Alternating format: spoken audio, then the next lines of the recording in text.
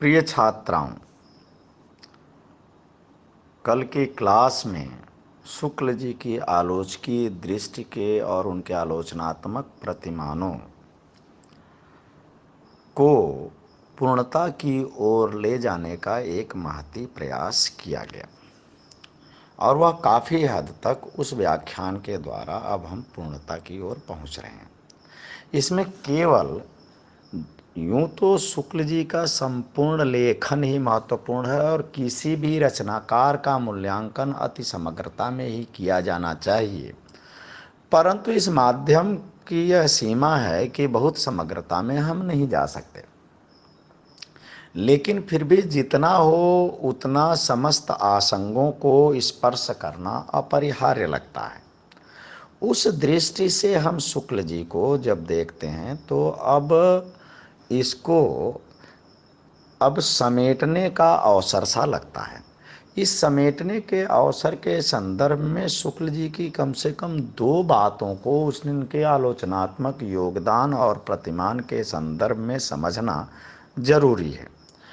वह उसमें से जो पहली बात यह है, जो शुरू में ही मैंने कहा था कि शुक्ल जी देशी और विदेशी संपूर्ण आलोचना को ध्यान में रखते हुए अपने नए आलोचना सिद्धांत का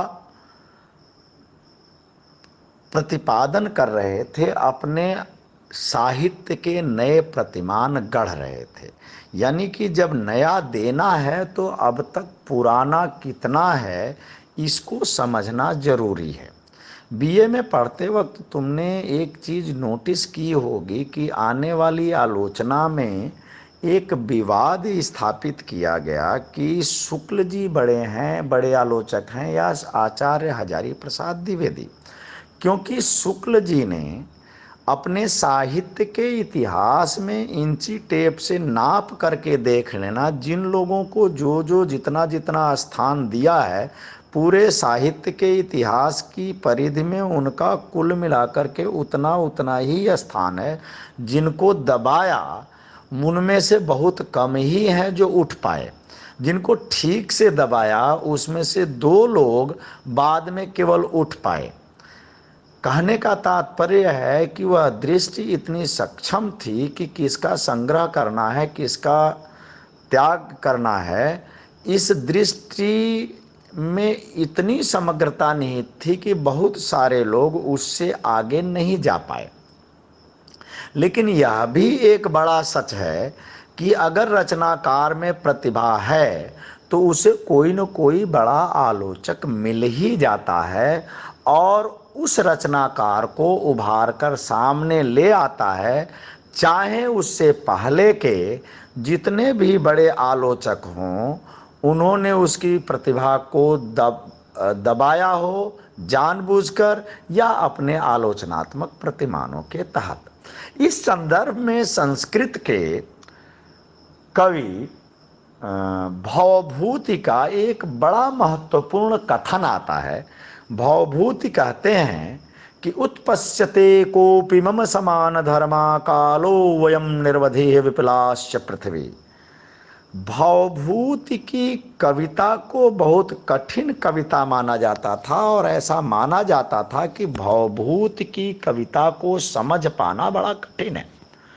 अब ऐसा डिमोरलाइजेशन जिसे अंग्रेजी में कहते हैं कि हतोत्साहित करने वाली प्रवृत्ति, हिंदी में कहें तो हतोत्साहित करने वाली जो प्रवृत्ति है वो किसी को भी निराशा और अवसाद के गर्त में डाल देती है। लेकिन अगर व्यक्ति में आत्मविश्वास है कि वह बहुत उत्कृष्टतम रचना कर रहा है, बढ़िया रचना कर रहा है, तो वह प्रवृत्ति बहुत दिनों तक काम नहीं आती और वो उभर करके सामने आता है। तो वह आत्मविश्वास ही भवभूति के यहाँ बोलता है कि उत्पश्यते कोपि मम समान धर्मा। मेरी कविता को समझने के लिए भी कुछ न कुछ प्रतिभा होनी चाहिए जो मेरे प्रतिभा के समान धर्मी हो, समानांतर हो। अभी नहीं तुम समझ पा रहे हो तो ये तुम्हारी गलती है, मेरी कविता में कोई कमजोरी नहीं है। कभी न कभी तो ऐसा होगा जो इतना प्रतिभाशाली आलोचक उत्पन्न होगा जो मेरी रचनाओं को समझ सके।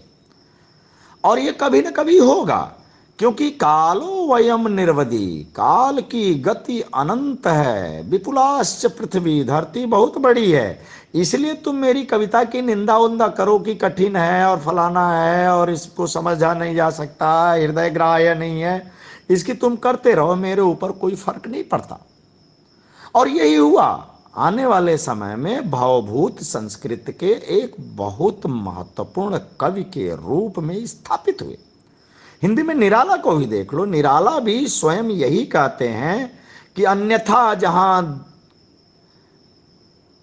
दिए, जहां कविता के प्रतिमान और प्रमाण दिए हो, तो मेरे द्वारा दिए गए प्रमाण अपने आप स्वयं हैं। सरोज स्मृति में वो लिखते हैं। लेकिन ठीक है, आज के आलोचकों को पसंद नहीं आता है, वो उसको केचुआ संदा आदि कहा करके उसका तिरस्कार कर डालते हैं।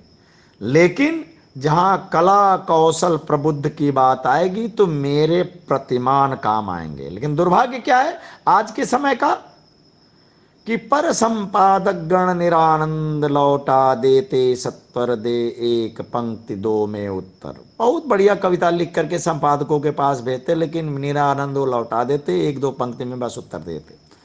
आचार्य रामचंद्र शुक्ल ने कबीर और निराला दोनों को किनारे करने की कोशिश की। उनके आलोचनात्मक प्रतिमानों में ये दोनों कवि नहीं बैठे।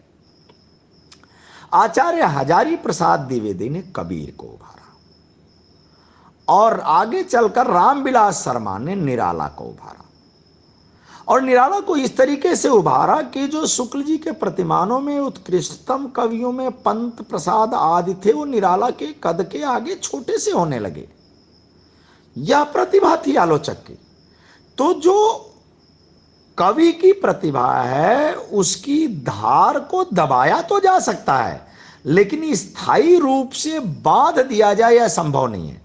लेकिन शुक्ल जी के आलोचनात्मक प्रतिमानों की एक बड़ी खासियत यह है कि उन्होंने जिसको दबाया, उनमें से देखने को यह मिलता है कि यही दो कवि उनके जीवन काल के जो थे, वो बाद में चल करके बहुत महत्वपूर्ण कवि के रूप में उभरे। बाकी तो और तो नहीं उभर पाए, बहुत सारे आलोचक आए। इसके लिए जो महत्वपूर्ण ताकत थी वो आचार्य रामचंद्र शुक्ल के आलोचनात्मक प्रतिमानों की सशक्तता थी। और उस सशक्तता में आलोचना के देशी विदेशी समस्त प्रतिमानों का गहन अध्ययन करते हैं। यह अकारण ही नहीं है कि जिस द्विवेदी जी के आधार पर आचार्य रामचंद्र शुक्ल और आचार्य हजारी प्रसाद द्विवेदी का विवाद वितंडावाद की हद तक खड़ा किया जाता है, वही आचार्य हजारी प्रसाद द्विवेदी आचार्य रामचंद्र शुक्ल के संबंध में कहते हैं कि आचार्य रामचंद्र शुक्ल से बड़ा आलोचक हिंदी में तो नहीं पैदा हुआ, अन्य भारतीय भाषाओं में भी पैदा हुआ या नहीं हुआ यह ठीक से नहीं कह सकते। अन्य भारतीय भाषाओं में भी पैदा हुआ या नहीं हुआ यह ठीक से नहीं कह सकते। इस पर ध्यान देने की जरूरत है। अगली पंक्ति और ध्यान देने की है, शायद नहीं हुआ। अब एक चीज देखो, भारत में इतनी सारी भाषाएं हैं, उन सारी भाषाओं का साहित्य हिंदी साहित्य से कम उत्कृष्टतम नहीं है। बंगला को देख लो, मराठी को देख लो, तमिल को देख लो, तेलुगु को देख लो, गुजराती को देख लो, बहुत उत्कृष्टतम साहित्य उसमें है। अब उन भाषाओं के साहित्य का ज्ञान कितना कठिन है, यह बहुत पढ़ाक लोगों की ही विशेषता है कि इतनी सारी अधिक भाषाओं के साहित्य को पढ़ सकें, समझ सकें, समय दे सकें।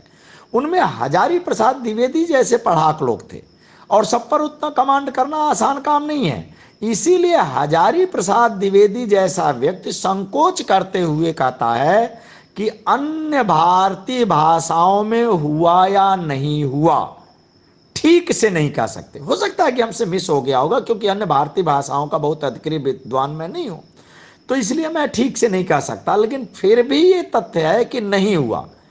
नहीं हुआ पर यहां पर एक चीज और ध्यान में रखने की है, वो ये है कि हजारी प्रसाद द्विवेदी जैसे बड़े आलोचक अगर खुद श्योर नहीं होते हैं, खुद पूरी तरह निश्चित नहीं होते हैं, तो उतनी निश्चितता के साथ बात नहीं करते हैं, इसलिए वो शायद शब्द लगाते हैं। यहाँ पे बहुत सारे लोग ऐसे मिल जाएंगे जो कि किसी भी कवि की बात करेंगे तो कहेंगे कि इनके जैसा कवि पूरे विश्व में पैदा नहीं हुआ, चाहे हिंदी के अलावा दूसरी भाषा के किसी कवि का नाम भी नहीं सुना हो। यानी कि ये कहने से पहले विश्व कविता के संबंध में आपका ज्ञान होना चाहिए, तभी आपको ये कहने का हक है कि इतना बड़ा कवि विश्व कविता में नहीं हुआ या इतना बड़ा रचनाकार नहीं हुआ। हजारी प्रसाद द्विवेदी में वह विवेक है कि जब तक वो श्योर नहीं होते हैं तो ये नहीं कहते हैं। अब जरा देखने की बात यह है कि जो छूट गया है वो थोड़ा सा शुक्ल जी पर ले आते हैं। विदेशी आलोचना में जब जाते हैं तो अपने आलोचना पद्धति की थोड़ी सी समान धर्मिता वो विदेशी आलोचक थियोडोर डंटन के काव्य प्रतिमानों में पाते हैं। वहां पर थियोडोर डंटन ने एक अवधारणा दी थी जिसे कहा गया था पोएट्री एज एन एनर्जी, जिसे हिंदी में शक्ति का काव्य कहा गया। यानी ये पाश्चात्य जगत की ही जो अवधारणा थी कि कला को कला के रूप में देखो। हालांकि भारतीय अवधारणा भी कहीं पे इससे कम नहीं ठहरती है, उसकी चर्चा कभी और करेंगे। जैसे रसौई ये साहका दो, तो यहाँ पे कहाँ समाज है, रचनाकार भी नहीं है। कला को कला की दृष्टि से देखो, रचना को रचना की दृष्टि से देखो, रचना केंद्रित आलोचना करो, उसकी प्रभान्विति को देखो, आदि आदि तत्वों को की खोज की जहां वो निंदा करते हैं, वहीं थियोडोर डंटन के काव्य पोएट्री एज एन एनर्जी का समर्थन करते हैं कि क्योंकि वहां पे शक्ति के काव्य के रूप में वही समर्थन आता है जो अन्याय और अत्याचार के प्रतिकार में खड़ा होता है।